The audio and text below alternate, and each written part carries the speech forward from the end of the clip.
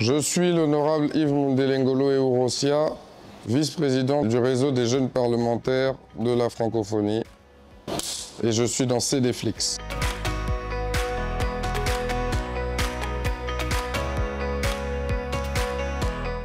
Qu'est-ce qui m'a donné envie de rentrer en politique? Je suis tombé dedans un peu depuis tout petit, comme Obélix.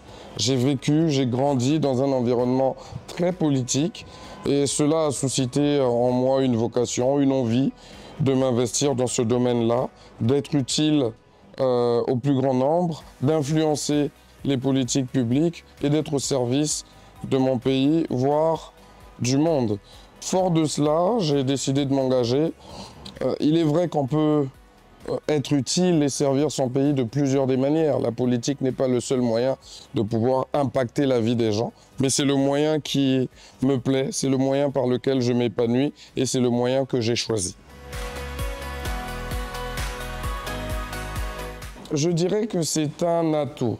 Un atout pourquoi? Parce que nous avons l'obligation tout de suite de nous hisser au niveau de nos pairs parlementaires, parce que à ce niveau-là, il n'y a pas de différence entre jeunes ou vieux. Nous sommes des parlementaires.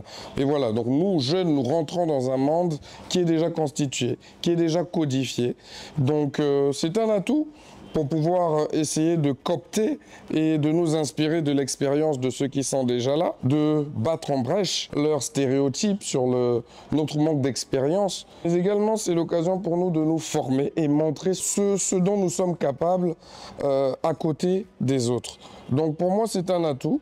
J'estime qu'il faut s'engager dans la vie publique très jeune.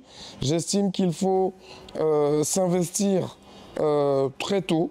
Ça permet de pouvoir évoluer, bénéficier de l'expérience des jeunes dans un partage intergénérationnel, mais également affirmer sa différence, sa valeur ajoutée grâce à l'énergie de la jeunesse.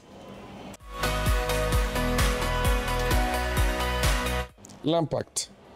J'estime que l'ensemble des actions que j'engage dans ce sens doit pouvoir réellement contribuer à modifier ou du moins à améliorer la vie des gens. Il faudrait que par mon action au niveau du vote des lois, au niveau du contrôle de l'action gouvernementale, au niveau des propositions de loi, mais également au niveau de la représentativité des jeunes, que je puisse pouvoir impacter le quotidien des gens. Mais autre chose, cette autre valeur, c'est l'exemplarité aussi.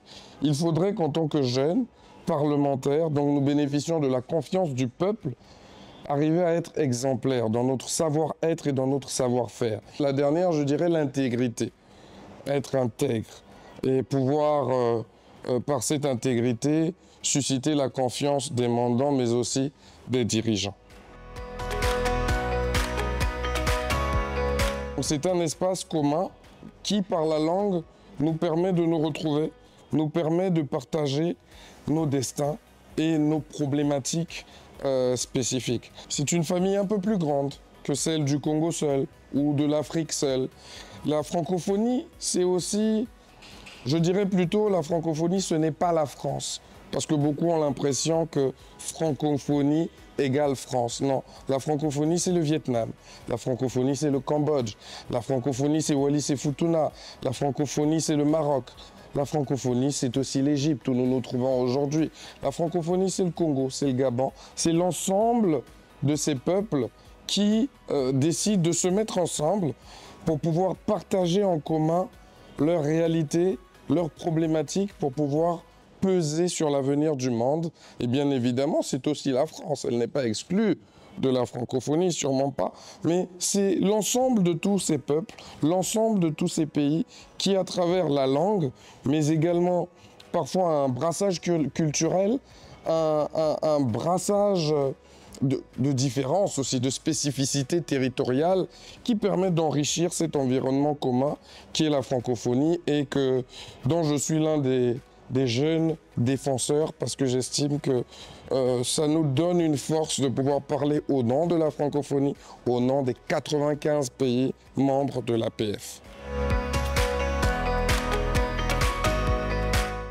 Pour moi, c'est l'occasion pour que déjà les jeunes parlementaires, de façon spécifique, nous ne sommes pas nombreux, que nous puissions nous constituer en réseau. Ça nous permet également de nous fréquenter, de savoir qu'il y a des jeunes parlementaires au Vietnam, au Cambodge, et de créer par ce réseau des connexions qui vont nous permettre ensemble de pouvoir construire l'avenir. Parce que l'avenir, c'est la jeunesse. Nous sommes l'avenir de nos peuples. Nous sommes l'avenir de nos territoires. Et j'invite tous les jeunes parlementaires issus des 95 pays à rejoindre le réseau des jeunes, à apporter leur valeur ajoutée, à apporter leurs différences, à apporter leurs spécificités dans cet espace commun où nous allons pouvoir parler d'une seule voix pour défendre les intérêts des jeunes, les aspirations des jeunes et mettre sur la place du monde les problématiques de la jeunesse francophone.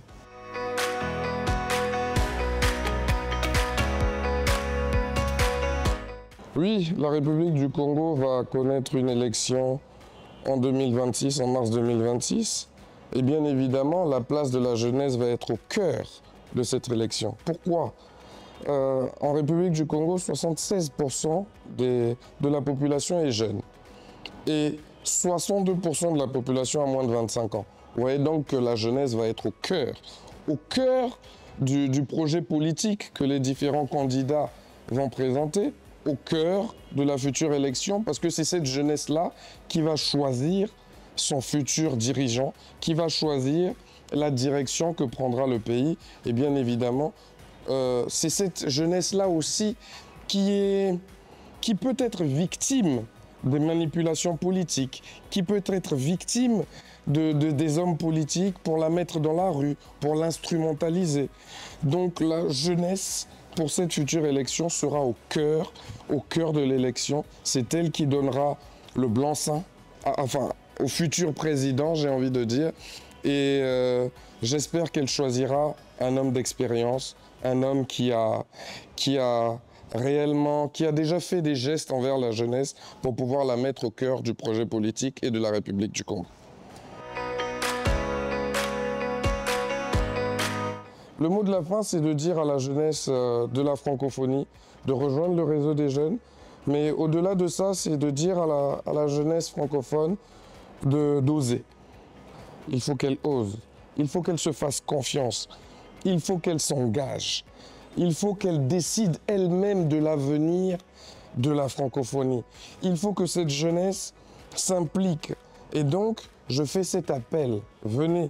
Impliquez-vous, engagez-vous dans tous les mouvements, pas seulement en politique, dans les mouvements associatifs, dans les petites réunions de quartier, comme conseillers municipaux, dans l'administration du pays, dans le sport, dans la culture, que la jeunesse, dans toute sa dimension, puisse prendre réellement en main l'avenir de notre espace commun. Comme disait Boutros Boutros-Ghali, nous devons préparer l'avenir par l'éducation, la coopération et la solidarité entre les peuples. Je vous remercie.